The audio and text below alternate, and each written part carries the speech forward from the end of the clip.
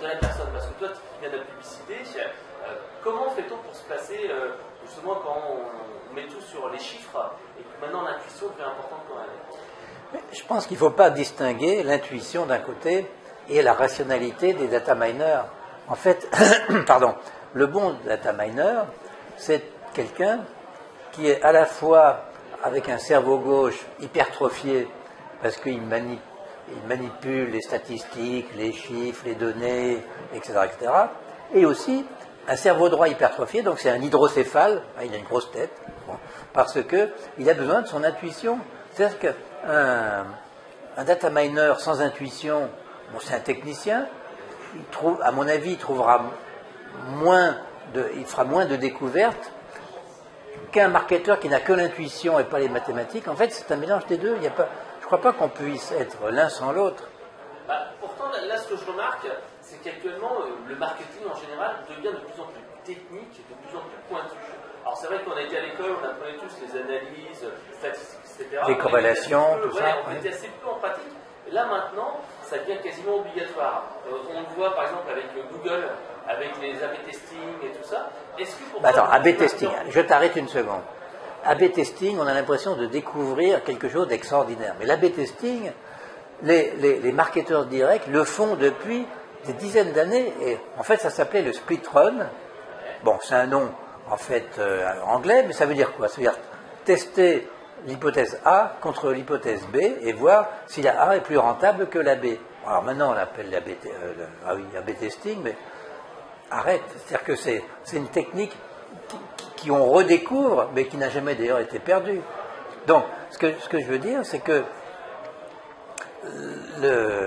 en fait, demain, les marketeurs devront de toute façon être très fluent en statistique pour disons, éviter, encore une fois, de créer un silo dans l'entreprise, ou deux silos, d'un côté les data miners, de l'autre côté les marketeurs, d'un autre côté les commerciaux, etc. Non, c'est la même chose.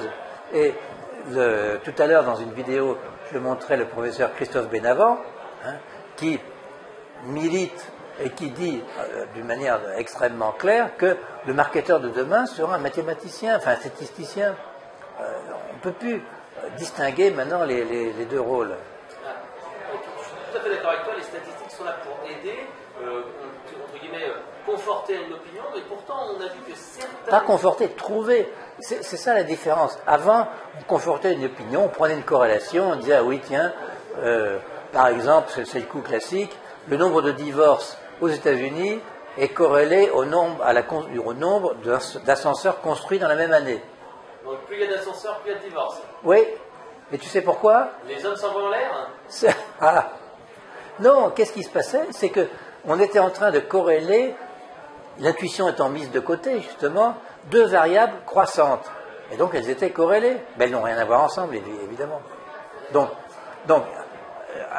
l'intuition est toujours importante, c'est évident. Enfin, le bon sens aussi. Alors, est-ce que le bon sens ne serait pas aussi d'aller retourner au basique et, par exemple, au lieu de faire des statistiques, du data mining, aller voir les clients, aller voir chez eux et mettre du qualitatif dans tout ce quanti? Non, je crois que c'est plus comme ça que ça se passe. C'est que les clients, ils ont dans la poche maintenant un outil extraordinaire qui est leur smartphone. Donc, si on veut, on peut savoir à tout moment où ils sont, qu'est-ce qu'ils achètent, quel est leur circuit de déplacement, etc. Donc, ça, ce sont des données qu'on n'avait pas auparavant. Et donc, on peut aussi les mixer avec d'autres données qui sont leur chiffre d'affaires, leur comportement, etc. Bon. Et on peut aussi ajouter une couche de données, entre guillemets, exogènes, c'est-à-dire des données publiques sur leur type d'habitat, leur quotient familial, enfin que sais-je. Un certain nombre de choses qui vont permettre en fait à toi de pouvoir créer des profils, du ciblage et d'aller plus loin. En temps réel, toi, par exemple, je disais tout à l'heure, à titre d'exemple, c'est quand même extraordinaire, c'est que les banques, ta banque, c'est tout de toi, parce que tu sors ta carte bleue combien de fois par jour? 3, 4 fois, 5 fois? Bon. Alors, tu vas au restaurant, tu vas acheter des trucs dans des magasins, tout ça c'est codé, et on sait exactement que est-ce que c'est pas du tout pareil si tu vas acheter tes carottes chez Fauchon ou au marché du coin. Donc, tu auras un profil différent et les marketeurs, enfin, ou les banques plutôt, peuvent, on peut l'imaginer en tout cas, vendre cette donnée, même si elle est, non, je veux dire, anonyme, à des marketeurs. Justement, c'est un petit peu les tendances qu'on voit aux États-Unis. Il y a deux choses. La première, en fait, ces entreprises vont commencer à vendre leurs données ou les louer du comportemental. Oui, exactement. Et quelque part, un peu du comportemental qui vient un petit peu dans la vie privée. Tout à l'heure, lors de la conférence, je pensais à une anecdote qui m'avait fait bien rire. C'est une américaine, une jeune américaine, qui en fait était allée faire des courses, prendre en fait un test de grossesse qui s'était révélé a priori positif, et après elle avait reçu, non pas elle, en fait son père, ce test de grossesse. Et donc ce qui faisait que la grande surface qui lui avait vendu ce test-là savait en amont qu'elle allait devenir enceinte. Et donc ça fait un barouf dans la famille. Et quelque part, est-ce que le marketing ne va pas trop loin dans ces cas-là? Mais alors qu'est-ce qui se passe pour essayer d'analyser ton anecdote? En fait, toi tu es un individu au milieu d'un groupe qui a les mêmes réflexes et les mêmes types de comportements et de consommation. Si le marketeur à un moment donné détecte que Frédéric change de comportement par rapport à la moyenne de son groupe, c'est que quelque chose vient de se passer dans sa vie. Il y a une augmentation, il a changé d'appartement, il a changé de job, etc. Tu comprends? Et donc, là, on fait presque du marketing prédictif individuel, parce que tu changes par rapport au comportement moyen de ta cohorte, c'est-à-dire du groupe qui te ressemble. Et comment on fait ça? Parce que je sais qu'il y a Facebook, il y a ces données-là, puis il y a beaucoup de gens qui disent qu'actuellement, avec le graphe de Facebook, on va pouvoir identifier les gens qui sont justement influenceurs, qui vont permettre en fait de savoir que si toi tu aimes le golf, tes amis aussi aiment le golf, donc en fait s'ils aiment le golf, c'est qu'ils ont peut-être un niveau social un peu élevé, et donc je vais pouvoir leur rendre une voiture. Mais prenons un cas peut-être simple, le cas d'Amazon. Tu achètes en permanence des disques classiques. Puis un jour, tu as entendu une musique à la radio de métal. Tu te dis, tiens, je vais en acheter un. Et bien, qu'est-ce qui va se passer? Amazon va voir que tu changes de comportement et va te proposer progressivement de plus en plus de disques avec une espèce de gradation, parce qu'il y a les disques d'accès facile, puis de plus en plus profondément dans le métal profond, si je puis dire. C'est comme ça que ça se passe. Donc en fait, on va plus dans le comportemental et le temps réel. Tu parlais du mobile. Est-ce que tu as quelques applications justement qui utilisent ce phénomène de big data? Il n'y a pas très longtemps, je vais rencontrer Tim de SAP qui me disait qu'en fait, par exemple, au Japon, grâce au big data, ils avaient eu la possibilité pour les caisses, au lieu d'attendre une semaine d'envoyer un coupon pour le client, d'envoyer en temps réel quasiment un coupon de réduction qui est lié en fait à l'achat qui est dans la machine. Ça, c'est possible qu'est-ce au big data? Ça se faisait déjà avec des coupons automatiques. Bon. Mais ce qu'on peut imaginer, c'est que tu peux, par exemple en temps réel, savoir combien de clients sont chez tes concurrents par justement les données de géolocalisation. Et donc tu peux dire, tiens, eux ils sont allés dans telle grande surface, je peux leur proposer une promo. Oui, ou ils sont allés dans telle grande surface qui a fait telle promo ou telle pub. Et donc cette pub a bien marché, ou n'a pas bien marché, et j'en tire des enseignements pour ma propre pub. D'accord. Alors, où on peut faire maintenant intervenir la sérendipité là-dedans? Comment le hasard, comment un petit peu le destin, comment ces choses un petit peu qui arrivent comme ça? Alors la sérendipité, prenons le cas du data miner qui voit disons un phénomène un peu inhabituel. Donc là, son intuition... Alors, il y a plusieurs stades à mon avis. D'abord, son intuition va lui dire « Ah, là, il y a un truc. » Mais ensuite, il faut qu'il passe à l'acte.